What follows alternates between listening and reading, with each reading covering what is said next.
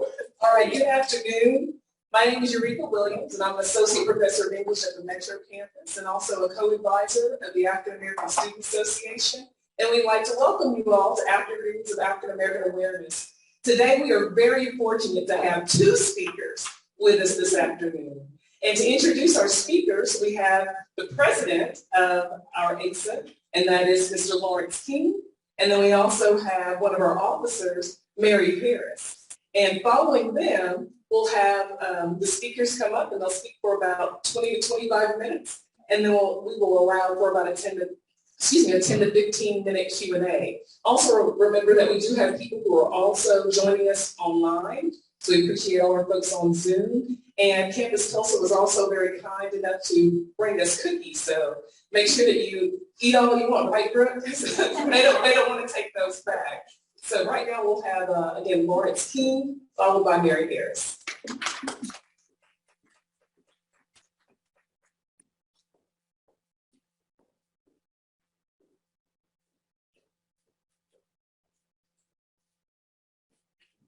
Guys, hope everyone's doing all right. You got something? I'm going to introduce Courtney Matt McLean, currently the partnership manager of Campus Tulsa under George Kaiser Family Foundation umbrella, and alumni of the University of Oklahoma, a corporate consultant in inclusion, diversity, and equality practitioner, a member of Kappa Alpha Psi fraternity. He is an MBA graduate, Army National Guard veteran, a state of Oklahoma awardee of community and mentorship, honored with a Cherokee Nation Public Service Award, and also an Oklahoma General Records Achievers Under 40 awardee. Courtney is the official spokesperson, a spoken word artist for the OKCPB Outreach Program, annual host and performer for the annual Teachers Appreciation Foundation Gala. With up to 2 decades of corporate experience combined with collegiate adjust professional distinction in which he was the opportunity to utilize the passion and the knowledge to serve underserved youth and marginalized groups in areas such as financial literacy, self-love, and actualization, and goal execution. A proven national record and spokesperson artist. I'm sorry, let me redo that. A proven national record and spokesword performance artist, Courtney is also a trained actor featured in multitude of short films, film festivals, contributions, commercials, and other cinematic productions, such as Oklahoma Noble, Black Wall Street Burning. Last but not least, he is an immense supportive husband to Miss Carrie McLean, a proud father of 2 princesses, Kamora Monet and Camilla Justice.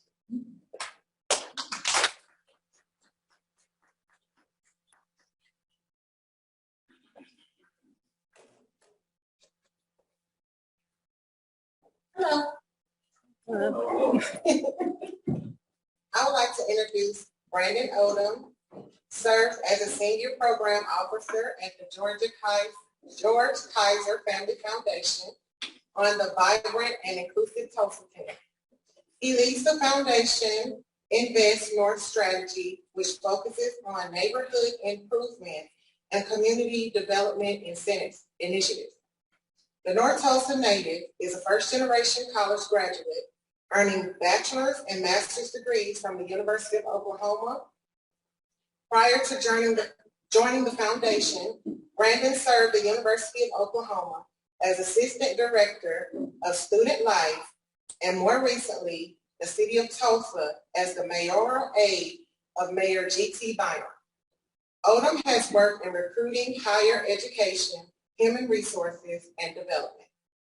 Odom has served Tulsa through a variety of boards, including the 1921 Race Massacre Centennial Commission, MedCares Foundation, Reading Partners, a Tulsa Young Professionals Foundation trustee, and 36 Degrees North. Brandon is a graduate of Lead North, Leadership Tulsa, Leadership Oklahoma, Reality, and the American Express Leadership Academy. Brandon is a self-diagnosed and self-medicating sneakerhead who loves spending time with his wife and kids.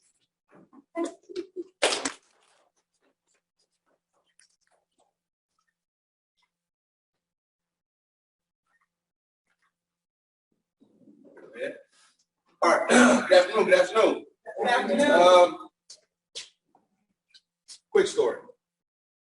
So when I was about 6 years old, 7 years old, my why. This is the first time I really started thinking about my why. So I'm learning how to play dominoes with my uncle. And we're in his back garage.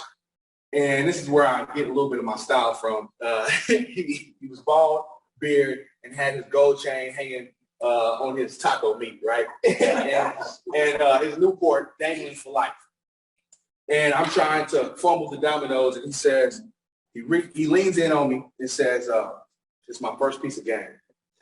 He says, nephew, understand your why. You'll never be able to be compromised.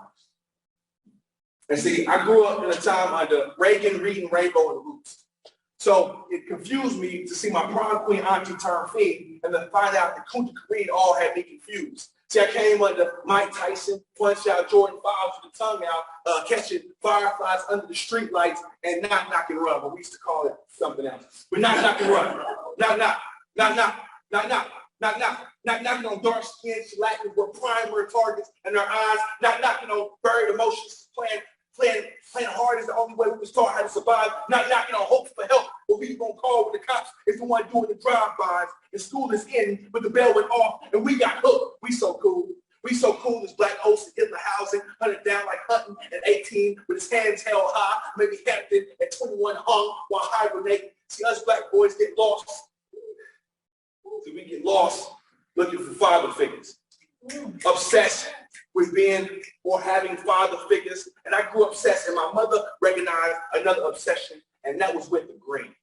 I was obsessed with the green, but my drug dealer uncles had more yards in the street corner looking like the PGA Classic, but who's really winning when the addict or the dealer, either way, crack was winning the Masters. And the narrative is that we don't know how to play well, share, build, or let go of pain. So we claim blocks, stack bricks, and lay bodies like it's a game, or maybe like the aftermath of Greenwood, we turn our neighborhoods into mass graves.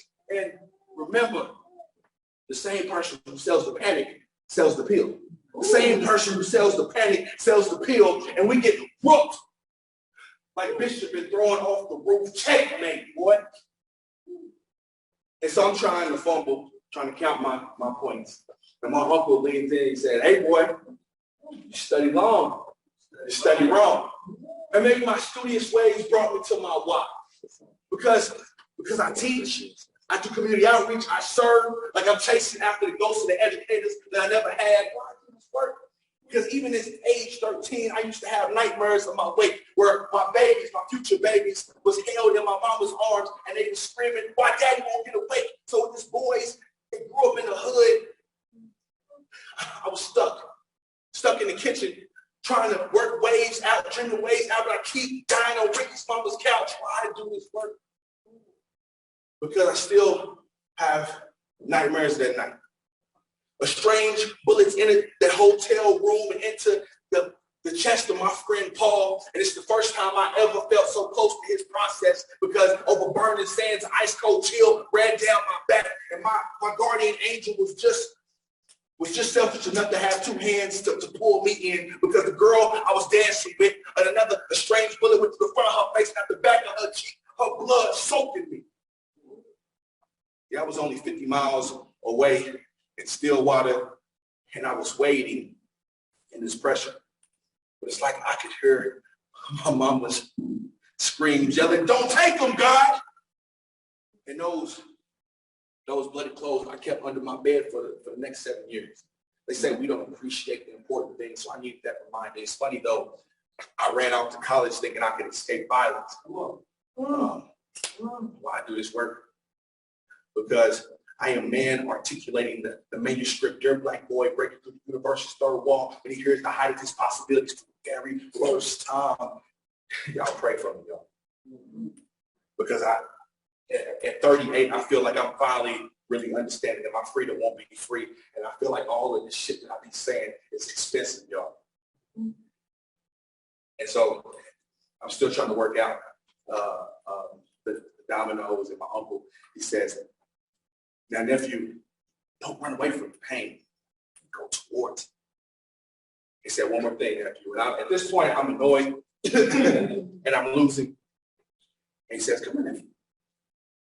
I said, okay, what's up? He says, one more thing. Domino, boy. Now watch through this. Again, my name is Courtney McLean, and today we will talk about branding while black. I give you that story first, one, because I'm a spoken word performer, and two, that story is it speaks to the dilemma of us trying to find our why and all the dilemmas around us, the struggle, our environment, the dichotomy of our intersectionality and how we deal with that while trying to pursue any type of career, any type of self-actualization, any type of career, right? Any type of way out. So branding while black, the truth on code switching and imposter syndrome as a black professional in white spaces. Now, I know I only got a little bit of time, so we're going to make this fast. Take your time. There we go. We're going to talk about why personal branding, why it's important. Personality uniqueness, defining code switching, using code switching, and setting goals and being active within your brand. First thing, personal branding, why it's important. It's important because as a young professional, jobs, internships, anyone of importance is watching. They are watching your social media. They're watching how you're building your brand. They're watching how you carry yourself. And so you might try to have a stellar resume, try to do all the community service in the world, but you're going ham on Twitter. But you're spewing ignorance all on your social media. Your Snapchat is hell. And we'll throw it out there, and you're twerking on whatever. so all of these things carry behind you. And it's very much like your reputation. Your resume, your reputation, your brand is a reputation. It's going to be how people know you and know of you. And your Google search. Who here has done a Google search themselves? What'd you find? Good stuff. Good, that's what I'm talking about. Who have ever did a Google search and like, oh, I got to go back and delete that from 2006, right? Because we grow, we evolve as people.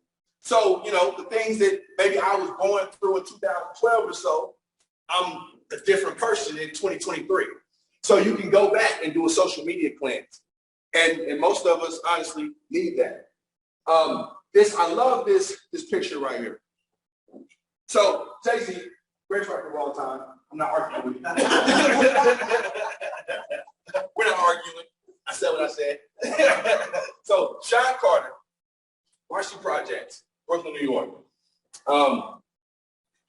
Now, that's to be debated. He sold drugs. This is drug money, right? But the desire to show off his money, young mind, little ignorance, right? Even if he is somewhat of he should have been in Forbes a long time ago for his business mind, but because of situations and where he was raised, and redlining, racism, we can talk about that. He grew up needing to sell drugs to provide for his family. But with the mindset that I need to show my jewelry so you can have the perspective that I'm of importance, right? Now he's older. What? You say we are like 50? Yeah. Ho is like 50 now. You see any jewelry at all? Because he has access. He has access. He knows his self-worth. And he's built the brand to the point where, about him before he even steps in the room. And he's been so successful at that because of the moves he's made and how he's portrayed himself, the media, the privacy, and such. So now when he walks in the room, this is not needed. Not at all. Because of the way that he's branded himself. Control the narrative on what is being said about you. When Quick story. Last year, I'm not gonna blast anybody, but people who do Juneteenth in OKC. They hit me up last minute 2 years ago, and I told them I was already booked. You waited too long. I'm a paid performer. You waited too long. The person tried to go around and talk bad about it to other poets. The other poet said, nope, that's not Matt. He's on time, he's business professional, and he's gonna be fresh when he show up. So because I've branded myself so successfully, so intentionally, it has to be intentional, that no one can say something that's opposite of what everyone else thinks. Because I've done that so deliberately. So control the narrative. Control the narrative. Attract new opportunities.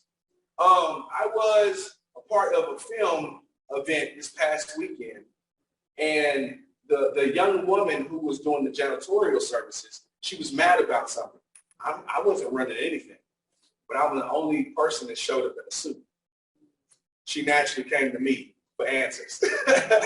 That's been a consistent theme when I go places.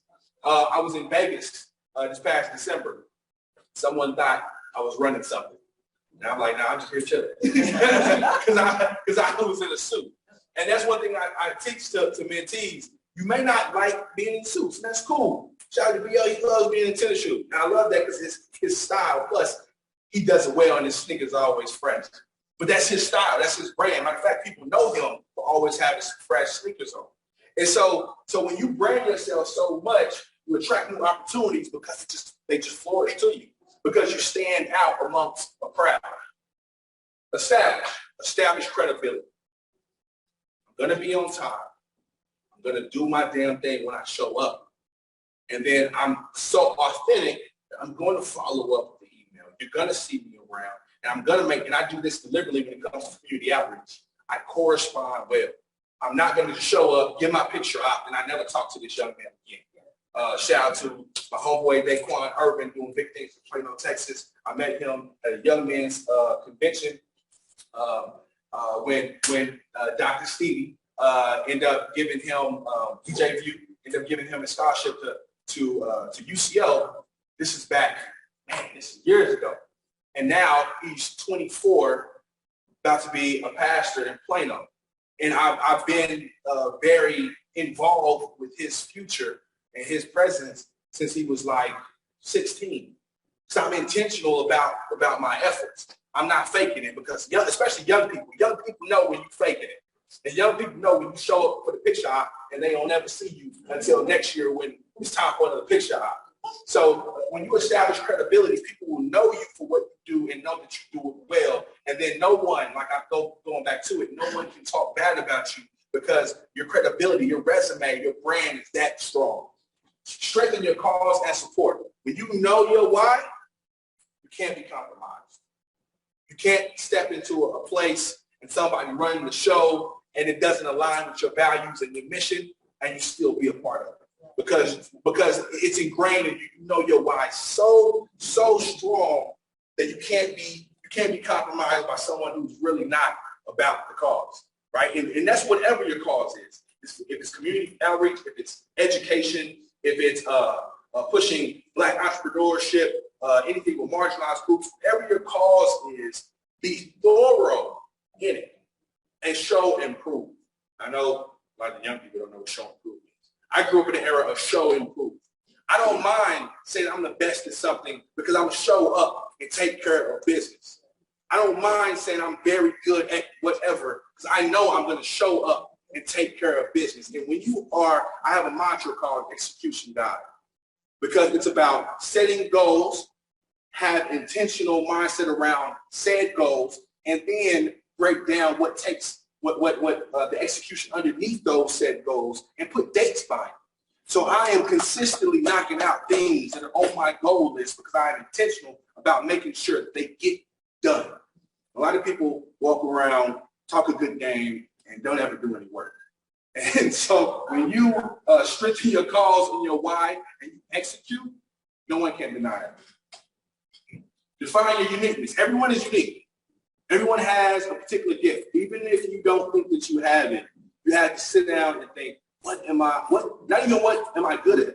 what do I love doing? What is something that if my name is brought up in a random room, someone's like, oh, Courtney does that well. Oh, yep, I know Courtney for that. Yep, we can get Courtney to do that.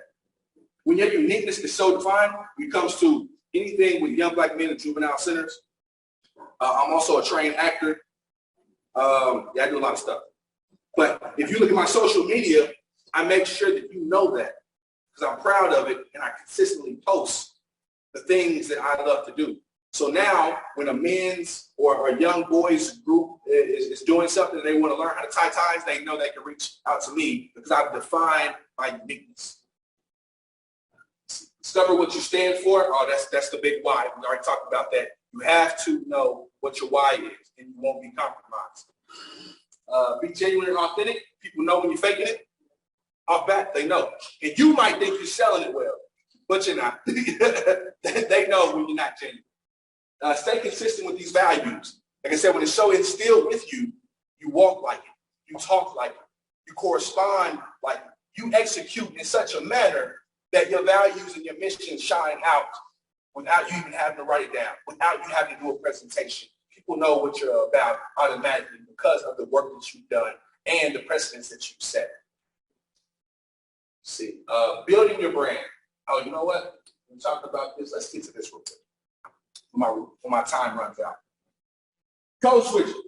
Code switching is one of the phenomena of language which occurs in societies to make communication more effective and meaningful. Oxford definition, the practice of alternating between two or more languages or varieties of language in conversation.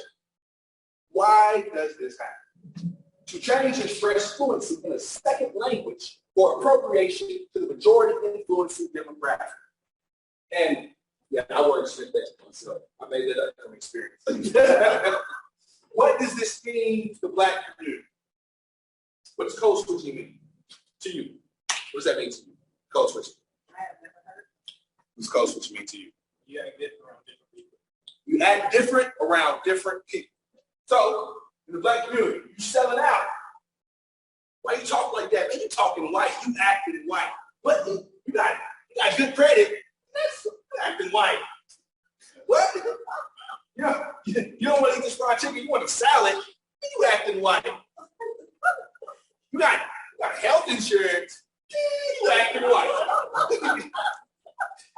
You put life insurance on your parents.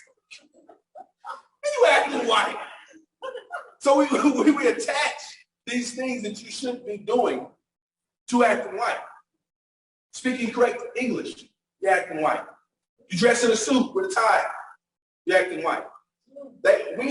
In the black community, we've attached these things that you shouldn't be doing because you're playing chess, not checkers. You're in a space where these are the things that you need to do to succeed. So one thing I tell students is that you can't carry that mindset that being successful, being educated, being well endowed when it comes to how I present myself and my acumen to the situation is acting white. Now, if you want to go and be your own business owner, be your own boss, trust me, it's probably going to still be a little code switching in there.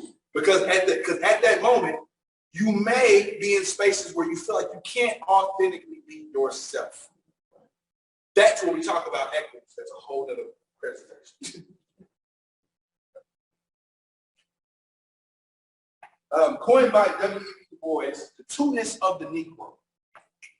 One feels his two-ness, an American, a Negro. Two souls, two thoughts, two unreconciled strivings, two boring ideals in one dark body, whose dog strength alone keeps it from being torn asunder. The history of the American Negro is the history of this strife, this longing to attain self-conscious manhood, to merge his double self into a better and truer self. So it's said that if you're code switching or you're Uncle Tom or you're tap dancing, then you are forgetting who you are, right? So I use the term, I'm gonna say, I can't with this.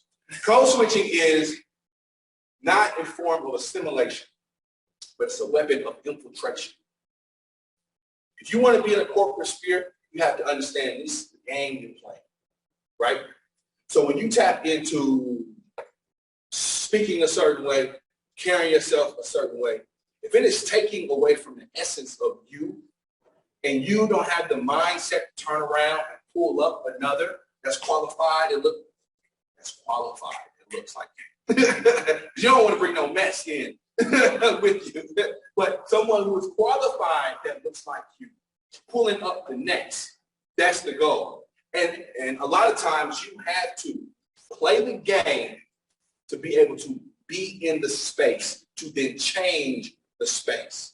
When we get to this mindset of, I'm just going to riot, we're going to do nothing but sit-ins, and you don't have a plan. See, the saying is, you have to have a Malcolm to have a Martin. The way Martin was able to get into the White House, because they were scared to death of Malcolm. So yes, we need the Malcolms, but we also need the Martins to understand how to switch the mind frame, to be able to speak to the points where they can actually get it without the fear.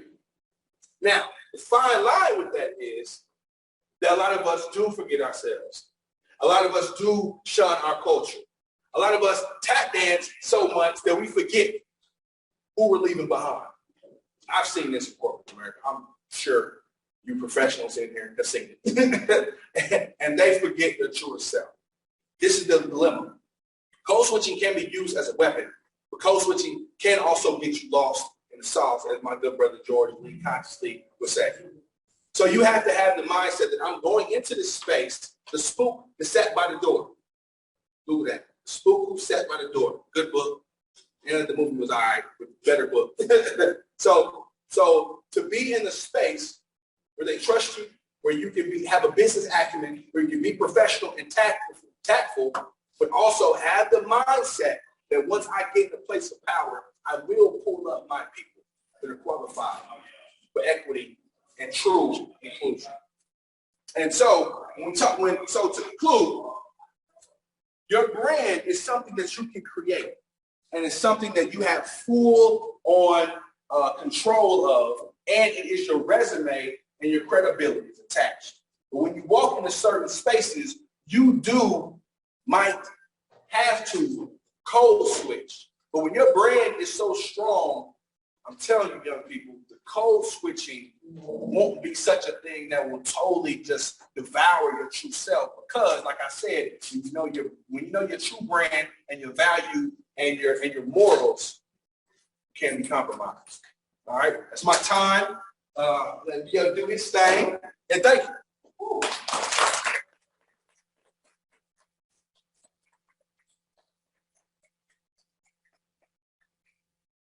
Supposed to follow that? Oh man. Can we give it up again for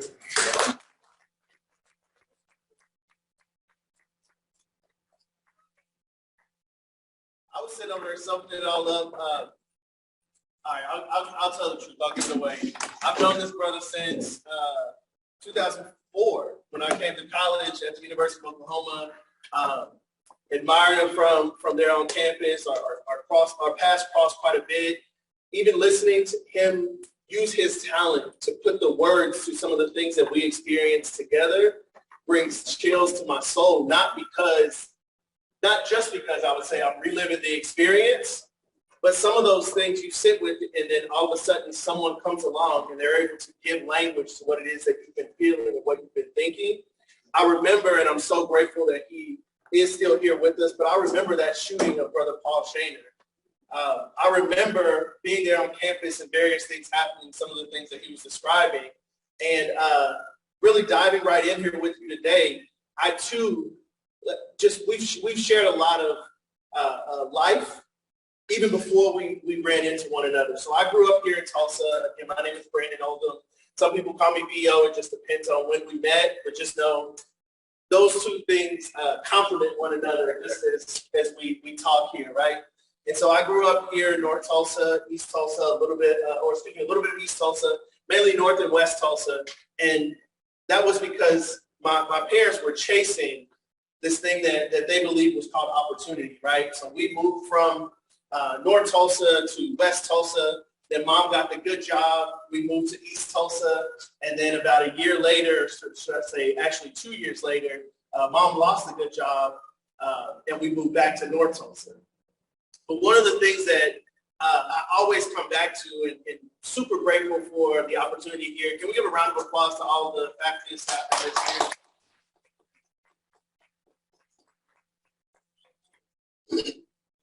I know that behind all of these great programs, behind all of the student success stories, are great faculty and staff who really continue to lean in and lead the way. And as I dive in, I also want to give kudos to some of my colleagues who are here. Courtney, of course, Brooke, Isaiah. Can you give them a round of applause, please? I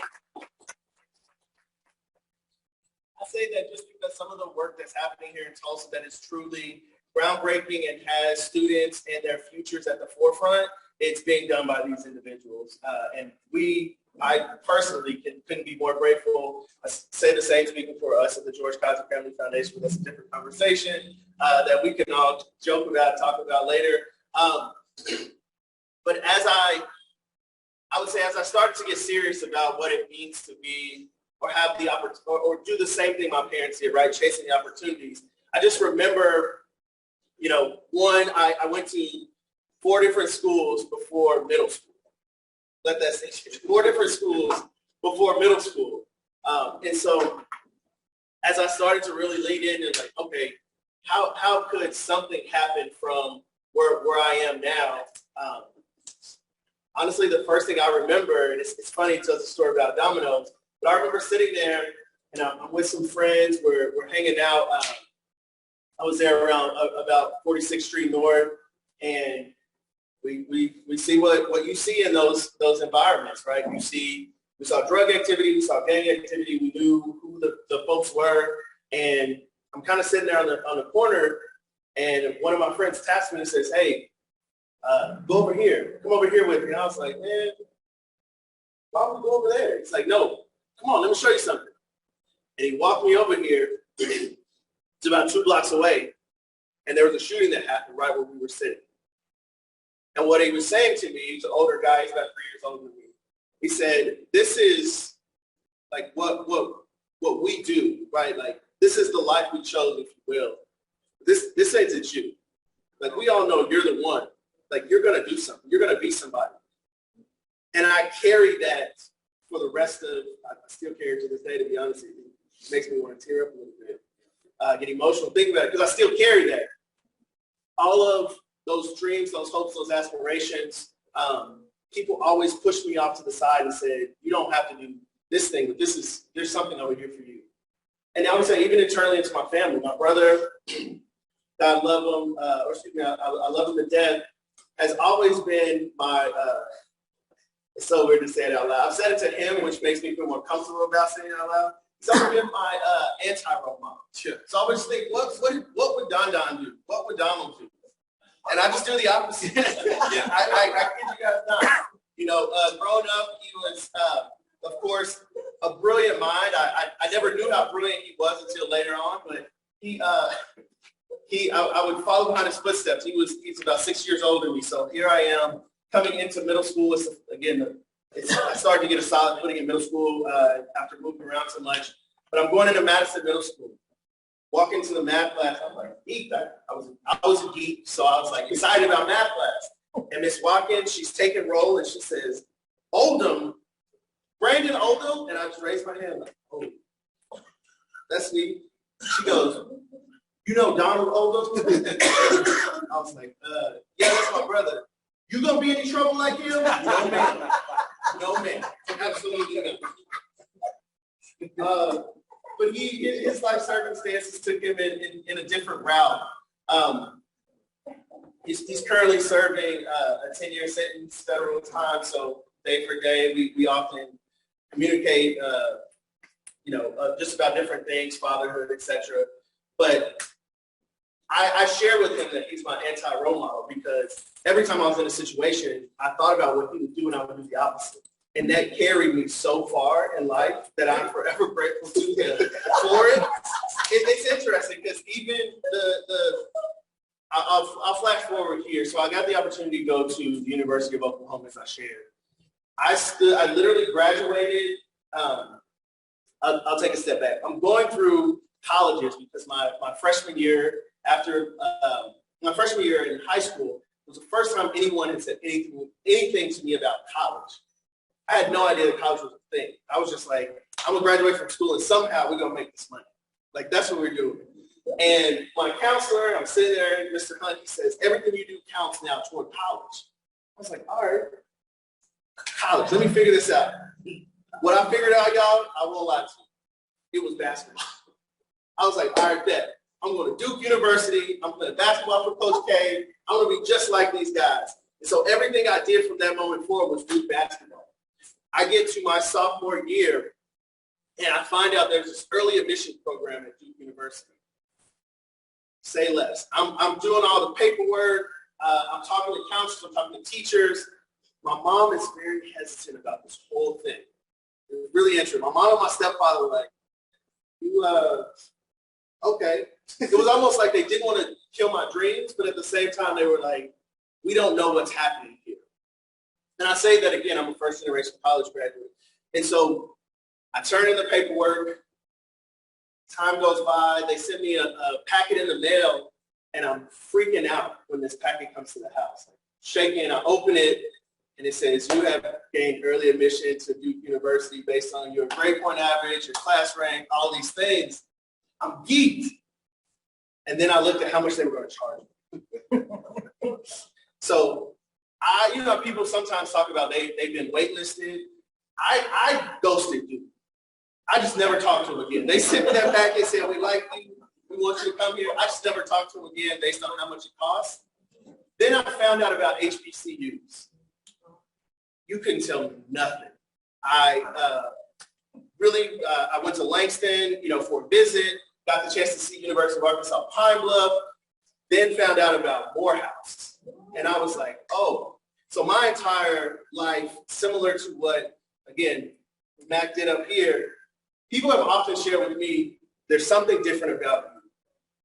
And my mom, chasing opportunity, was trying to be intentional about exposing us to opportunities. So people would often say that we talked white. Me and my sister still joke about this all the time. They would always say that we talked white.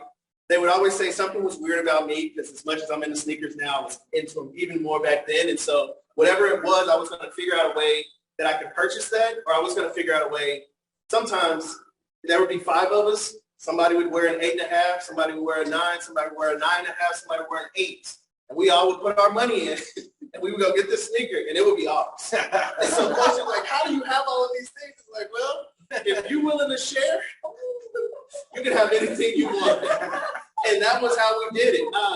And so I found out about Morehouse, and I was like, this is it. I'm doing this. And the only person in my family who had gone to college, I reached out to her.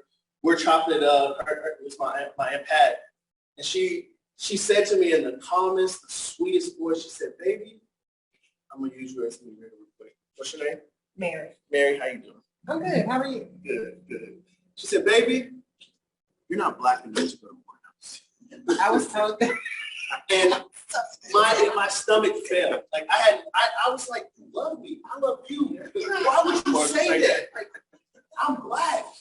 And so it really brought all these feelings and emotions out that I realized, like, it wasn't just the world that I was fighting against in terms of my identity and self. It was also even within my family. And so the push and coming back to those expectations that everyone would put on me, I was carrying them, but I didn't realize I was pissed about it, to be frank. And so Aunt Pat says I'm not black enough. The next week or within the semester, my counselor pulls me out of class. I go to the guidance counselor's office, and there's a recruiter from the University of Oklahoma. And my family knew him. This guy named Jabbar Shumate. Some of you all may know him, but we're sitting there, and Jabbar looks at me, and he says, hey, you ever thought about going to OU? And I was like, no. He says, well, based on your class rank GPA, I can give you a scholarship right now. I said, what? You gonna give me a what? He said, I can give you a scholarship right now. Say less. So I applied, enrolled, got accepted. Y'all, I was so excited. So going back to or giving you again context, I love the way Mac even framed it. Like thinking about what is it that I want to do. So I learned very early in life that my overarching goal was to not be in my parents' house. I'm being completely candid with you all. I was like, you know what? I don't want to live here no more. I love y'all. And it wasn't that it wasn't a great experience or anything like that. It was just that I wanted to do certain things. And it sounds bad. It's juvenile. My daughter and son, if they ever come at me with this, I understand. I just have to understand it because they're my offspring. I wanted to sleep on top of my sheets. Like I didn't want to make my bed. My mom was always like, "You got to make the bed in the morning." I was like, "All right, then." So I make the bed. And I just give me another blanket and sleep on top of it. Or I would want to do weird stuff like, I'm going to eat cereal for dinner. And she's like, no, why are you eating cereal for dinner? It was stuff like that. So I don't want y'all to think my mom was like she was a great lady. She is a great lady. Definitely disciplined me a lot. I digress. But I'm so excited. I get into University of Oklahoma. We graduate from high school, and I pack my stuff the next week. All of my stuff is packed up, sitting by the door. My family is like, "What are you doing?" I said, "I'm getting out. I'm going to college. I'm getting out of here." And they're like, "Hey, you got a whole summer. Like, what are you doing?" In my mind, I was like, "Hey, I'm moving in early because I'm doing the work study program." And I'm going. But to them, they were like, you have about 6 weeks. What are you going to, I was like, hey, all I need is these work clothes, these chill clothes, these sleep clothes. The rest of that stuff is ready to go. And so I share all that to say, I took all those bags. A friend of mine rode with them to get to college. My family didn't have a car that would make it to Norman. What's your name? Jeremiah. Do you mind bringing that water, Jeremiah? I'm sorry. Thank you. But a friend of mine, thank you so much. My family didn't have a car that would make it, so I rode with my friend there, get dropped off at the dorms, residence hall, excuse me. I move in, and I freak out immediately. I look at this empty hallway because I moved in early, and so I was like, doing the only thing I know to do. I just called my pops. I called home. And before I could say anything, kid you not, my dad answers the phone, and I said, "Hi." He said, "Brandon, we're so proud of you. I can't tell you how excited we are.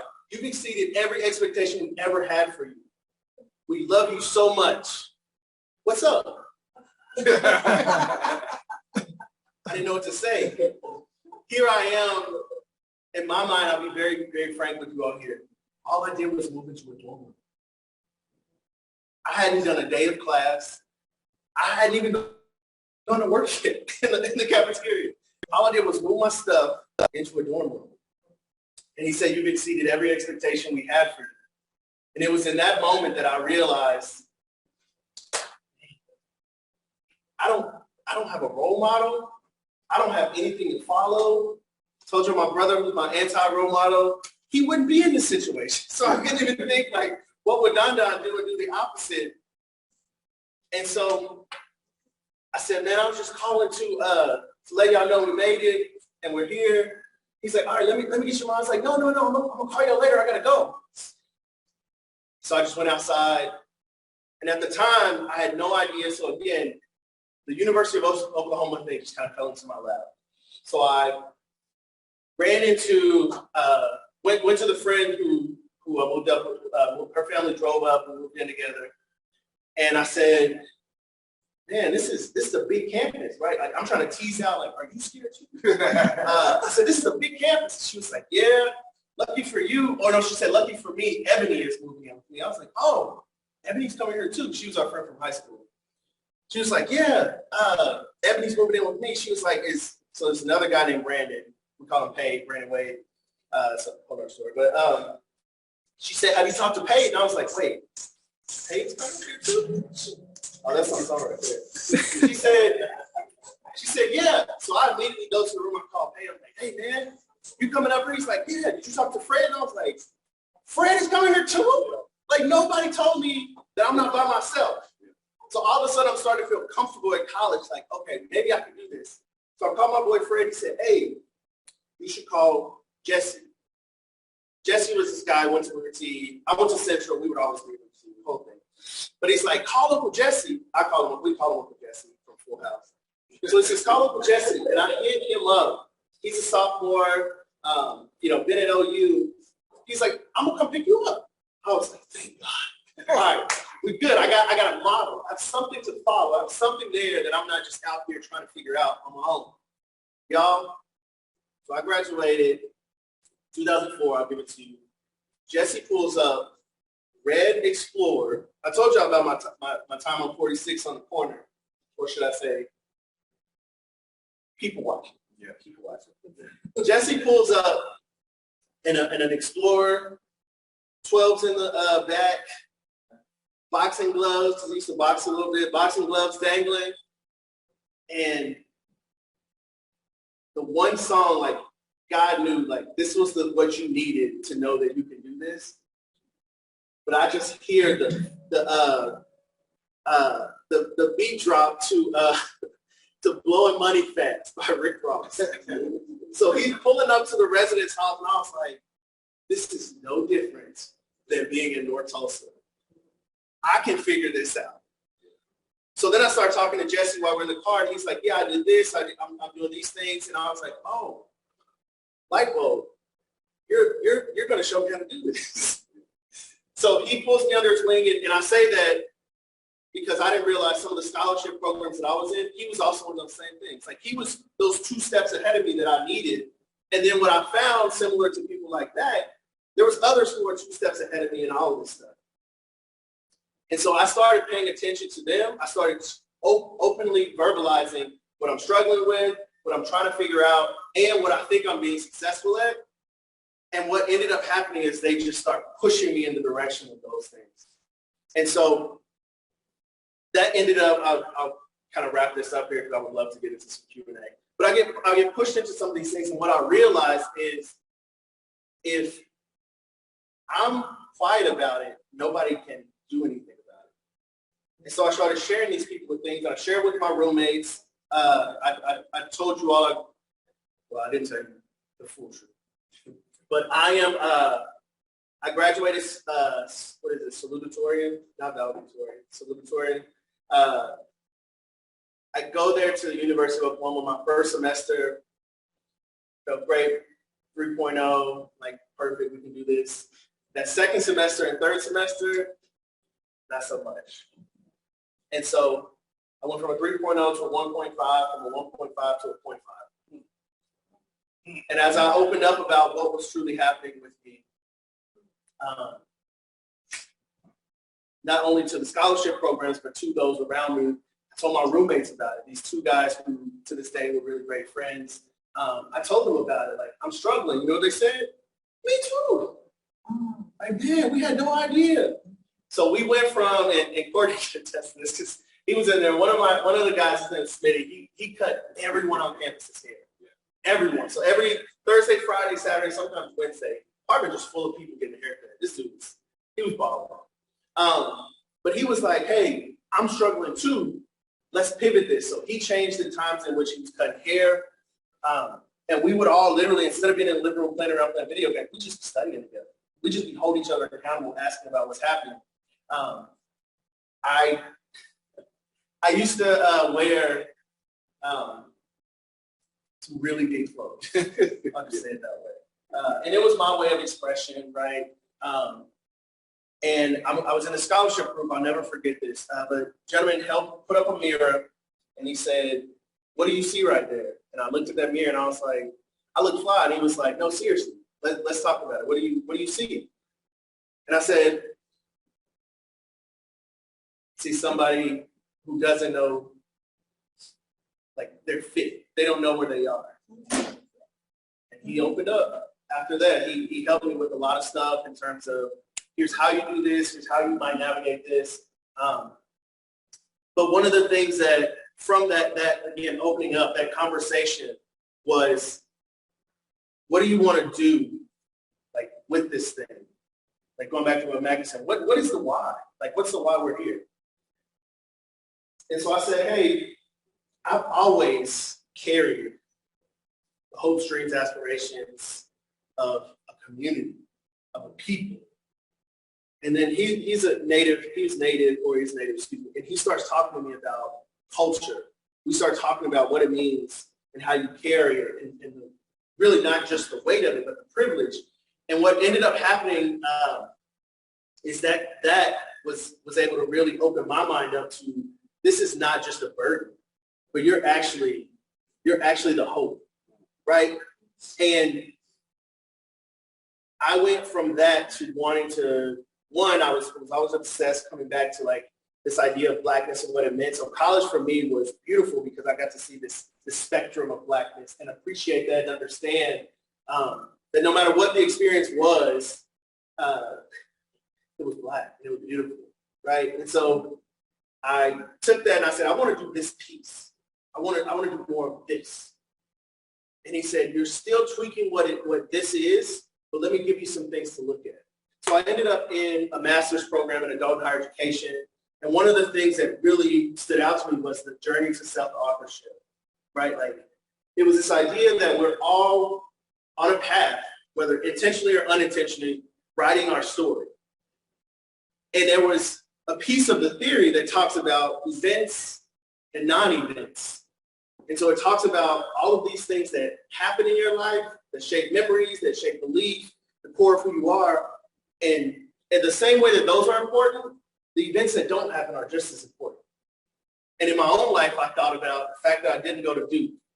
So fast forward, we're recruiting someone an attorney to run Still She Rises, which is a nonprofit law firm here in Tulsa, Oklahoma, representing mothers in North Tulsa zip codes. And I'm chatting with her. I know from her resume, she went to Duke. We're having this great conversation. We're around the same age. She's probably 6 or so years older than I am. And we're walking downtown. I'm showing her some things, and we start chatting. And she says, I said, so you went to Duke? And she's like, yeah. I was like, tell me more about it. So we start chatting. A year before, I had just gone to Durham for the first time through the Race Massacre Centennial Commission, through our shared Race Massacre history or Black Wall Street history, excuse me. And she goes, wait, you ghosted Duke? And I said, yeah. And she said, well, listen, you could have gone to Duke for free. I said, what? She said, listen, based on your class rank, your GPA, and Duke's interest in affirmative action and getting scholarship dollars to minorities, you probably would have made money going to Duke. And what I took in that was the opportunity cost, right? So going back to that non-event, I had no idea. I ended up going to the university, having a great experience, University of Oklahoma, but I didn't know that I could have gone to Duke for free. So then we keep talking, and she goes, how did she say it? She said, well, it all probably just worked out for the best. That's kind of how we wrapped it up. And I go home for the day, talking to my wife, who we met at the University of Oklahoma, and I tell her the story, and she goes, Brandon, we probably would have never met. That was the only thing she could think about. And it hit me in that moment, like, one, keep a straight face. Like, be kind here. Because I wasn't trying to talk about her. I was trying to talk about, like, that I missed this opportunity. And when she said it, it also started, it clicked with me of like, this is one of those non-events that are just as important to writing that story. And one of the things that we also talk about within that theory of self-authorship is the decisions both to decide and to defer. It's both a decision. You've actively made a decision here that's going to have an effect and a ripple on your future. And so as all of these things come together, I go through this master's program. I decide wholeheartedly in that class, in that program, that I'm not giving my pen. I shared with you guys before that, you know, there were things that I was just like taking on, allowing people to push me in certain directions. And I love it. You guys ever watch Snowfall? I highly recommend it. But there's a scene in there, main character Franklin is saying, he's actually talking to a drug lord, neither here nor there. But he's talking to someone and they say, hey, you are one of those people who you have to figure out what you want to do.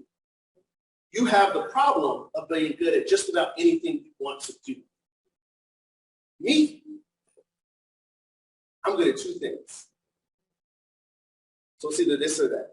But you, my friend, you can step into any of these things, so you have to decide what you're going to do. That really hit me. I also, at the time, was thinking through, okay, I'm wrapping up my time here at the University of Oklahoma. What does this mean? What do I do with this? And so I did not give, again, anyone else the pen. Before, when I was going into that master's program, I was terrified to tell people I was doing it. One, because I had been at the university and I didn't want it to seem like I was just staying there because it was easy. And the more I started opening up about it to friends, to family, etc., they were like, duh, don't be the last to know. And that was also something that they weren't trying to give me game, but it was just a light bulb moment. These are the things you're good at. We see it. You might not want to see it, but take it for what it is. Lean into those things. And so I never gave anyone else the pen. I went from there. I worked at the University of Oklahoma. We navigated some very tough terrains. We had some very incredible moments that happened, some great policy shifts, programmatic shifts. From there, decided that what I wanted to continue to do was be the cultural front door of companies and organizations. And so I leaned into recruiting, into human resources, did that for an architecture and engineering firm. And I didn't realize that what I was coming in to do was build something from the ground up, which found out that I was excited about and I liked that challenge. From there, we had a moment where me and my then girlfriend decided we were getting engaged. We were set to be married. But one of the things I always knew was that main goal I told you guys. I did not want to be in my parents' home. And that evolved to, I didn't want to be in Tulsa, to be very frank with you. I didn't want to be here because growing up, I didn't see opportunity for me. I didn't see things that were going to, they were going to be what I wanted. They were going to give me what I wanted out of life. I didn't have that exposure to those things. And so we're talking one day, she says, she's in law school. She said, I got an internship in Tulsa. I was like, why? She took it. So she came up. I was so committed to not coming back to Tulsa that I told my cousin and a couple of my friends, I asked them for the favor of moving her into her apartment. I thought she was lying to me because she said she was living downtown. And when I was growing up, nobody lived downtown. You didn't even go downtown. And she said, no, I have this apartment downtown. It's great. My cousins moved her in. A couple of friends helped her out with some things. She said, hey, I need you to come up just once. Just come up to Tulsa one time. And I was like, no. Came up again in conversation. I came up to Tulsa, and I don't know about you all. This was 2015. I was blown away. Like, completely shook that this was the Tulsa that currently exists. And so, fast forward, I didn't want to give up the pen. We had a moment where she said, hey, so I'll show you this. She's a brilliant lawyer. She had an internship in Dallas, internship in Houston, internship in Washington, D.C. That was where we said we were moving. We started the conversation about getting married, et cetera, and she says, I am taking the job in Tulsa if they offer it to me. Tulsa feels like home. There's something special there. I want to be there. There's where I want to have my family. Now, my pen over here, she didn't know, but had already said, we're getting married and she is my family. So all of a sudden, if she said that her pen said this is where her family was going to be, then I had to make that choice. And so I decided to come here.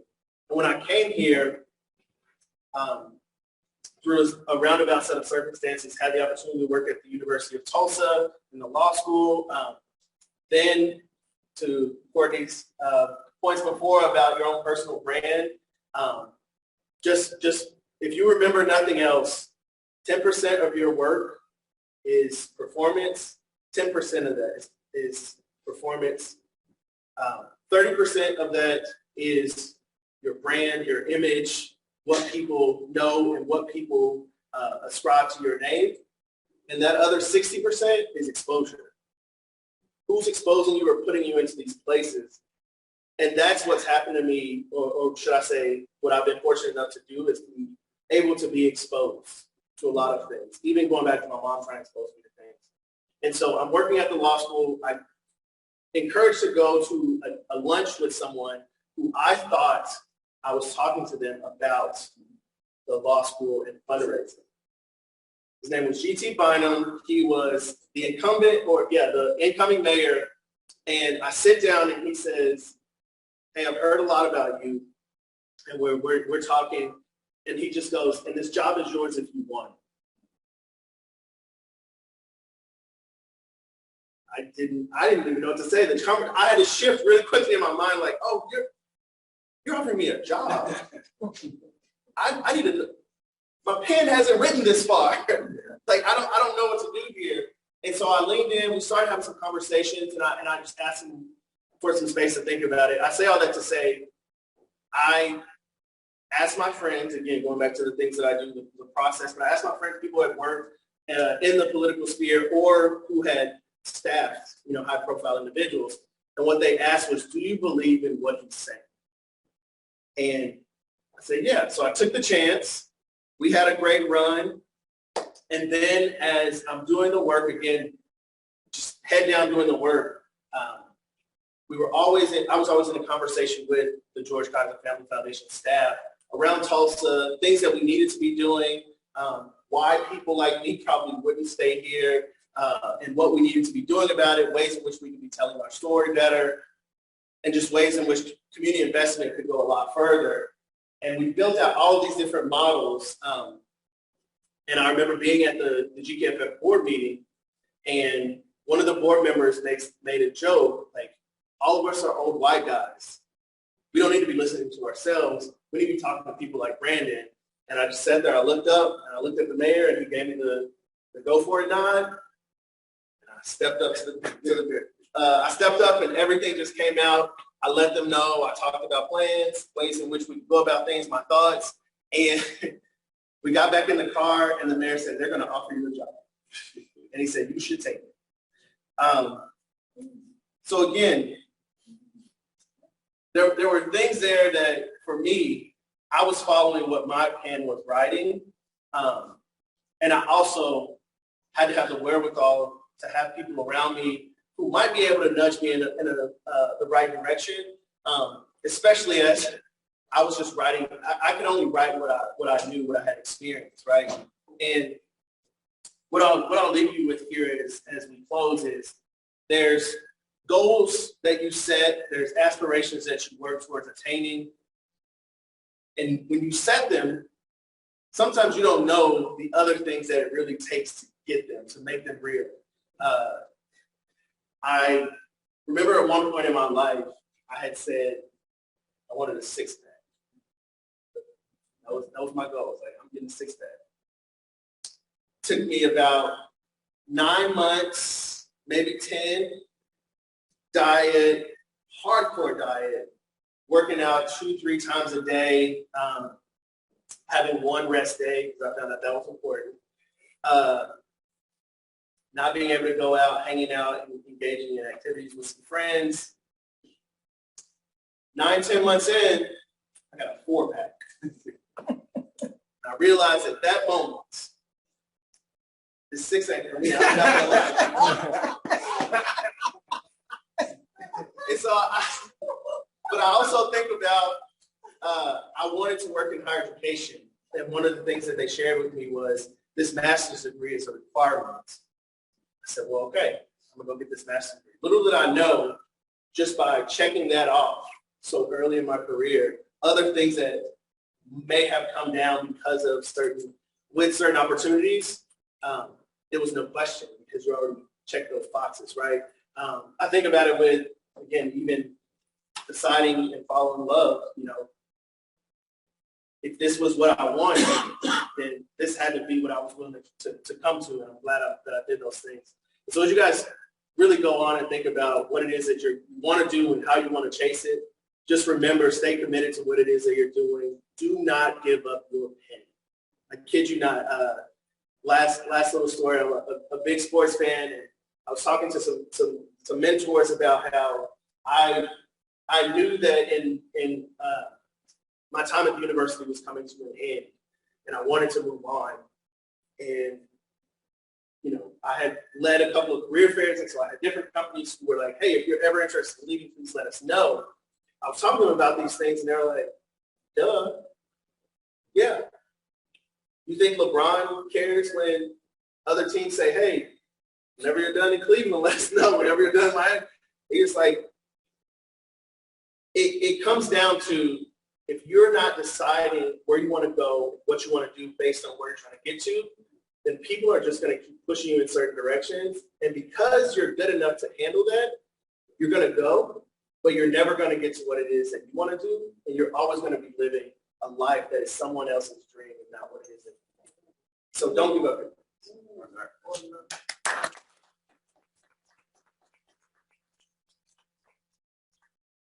I think I went over. You're fine. So this time we will open it up for Q&A. Dr. Dickens has presented. On there that And we did not coordinate this. Yeah. As soon as I walked in, he grabbed me and said, he grabbed me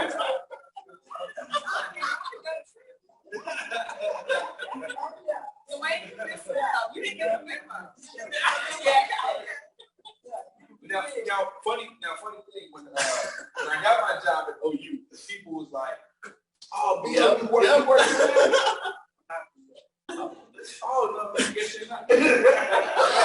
So we used to get frustrated all the time. I think people remember that I was committed to that six-pack and they thought I had actually. So, for real, ball. I know, right? That's pretty bad. So, questions? Thoughts?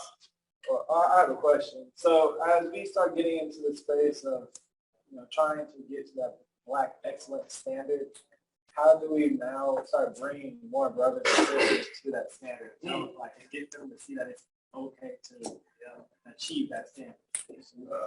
I'll go first. So speaking directly about corporate atmosphere, you should become a subject matter expert first. We're people of color. If you are a subject matter expert, you have job security, you have shown your uniqueness, and people are, especially when you get to a point where they have to go to you for the answer, then you show, okay, I have done my job, I've made my stake in this. Now I can be a person of influence and affluence. And so a lot of times, if you ever been in a situation and the homeboy be like, "Oh yeah, I can get you a job." "Oh yeah, because I work there." Doesn't work like that. Just because you work somewhere don't mean that you have the juice to be actually like you ever got me my job. Get juiced up. But I had to come prepared too, right? I had to come prepared. Now, he could have put his name on my behalf and I show up trash. And now make him look bad, right? But being able to show up, do well at your job, and create a sense of now I'm the boss. Now I have some influence. You may not be a top project manager. You may not be a top lead. You may not be a CEO. But if you become a subject matter expert at the company or organization where you're at, and people are listening to you, then people will take heed to you bringing someone else in that you trust because you staked your claim and you showed your credibility. Yeah. The piece that only thing I would add to that is whenever we think about some of these things like Black excellence or the way in which like getting people to move along, I think sometimes there's an assumption that we all have a shared definition of what that is. And I think sometimes the power or really the influence is just to be able to have that conversation, right? And so now you're bringing people in, like I was thinking about Wale. He says, like, when I was on my way up, you didn't see the stairs. And you have to remember, like, sometimes people don't see it. Like, they're actually looking at you. They don't see how you're moving. And so showing and talking through what that looks like. What does it look like to move from point A to B to C, et cetera? And then in terms of that definition, it's not necessarily we all have to have the same one. It's that we're having a conversation with the understanding we're actually moving towards something, right? We might identify it later on, but we're all moving towards something similar, a thought, a mindset, a feeling, and we can be contributing to that together.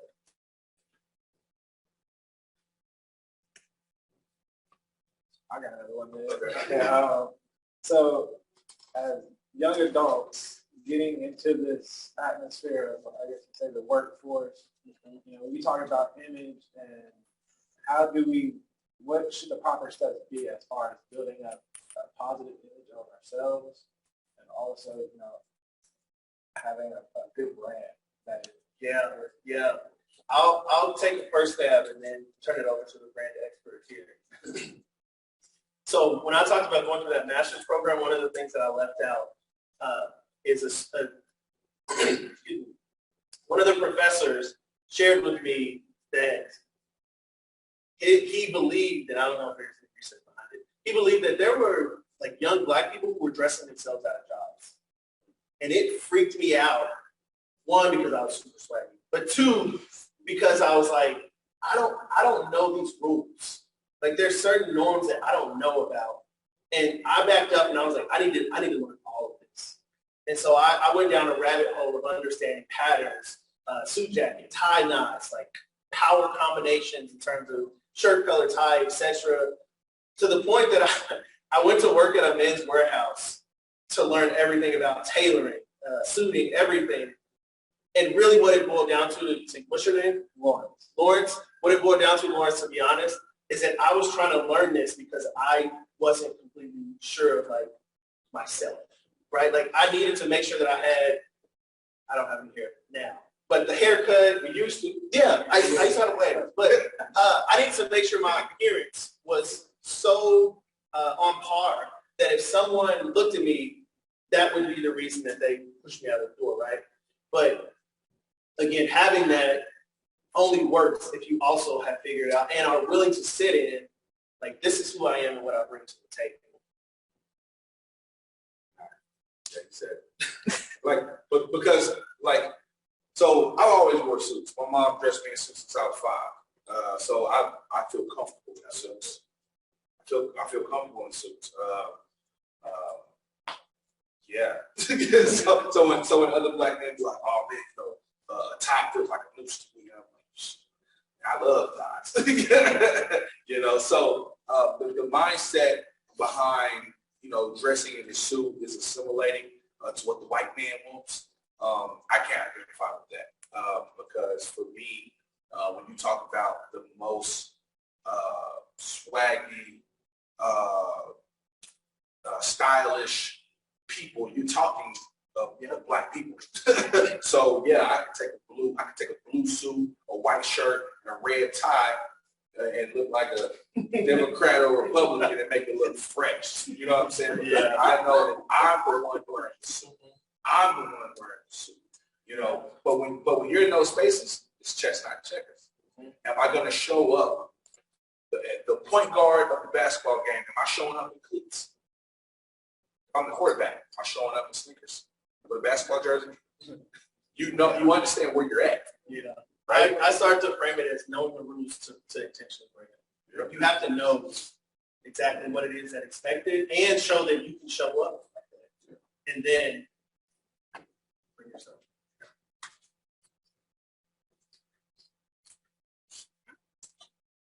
Yeah, go ahead and give him a round of applause.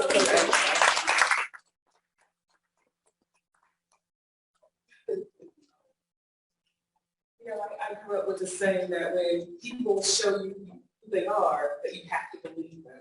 And I just think that for the last hour or so that you two have really shown us who you are, the men that you are, the community leaders that you are, and we thank you because we know that you all could be doing, something else this afternoon. So the fact that you're here at Tulsa Community College for Black History Month, with, it's a small crowd, but, it's our crowd. And we just thank you so much for doing this.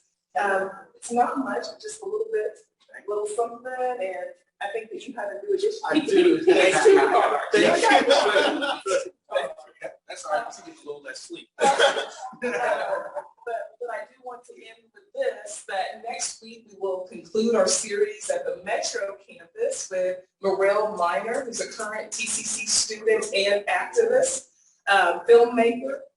We're just really excited to host him, and again, that will conclude the series, but they finished this out today really well, and you all have a good rest of the day, and again, happy Black History Month. Thank you.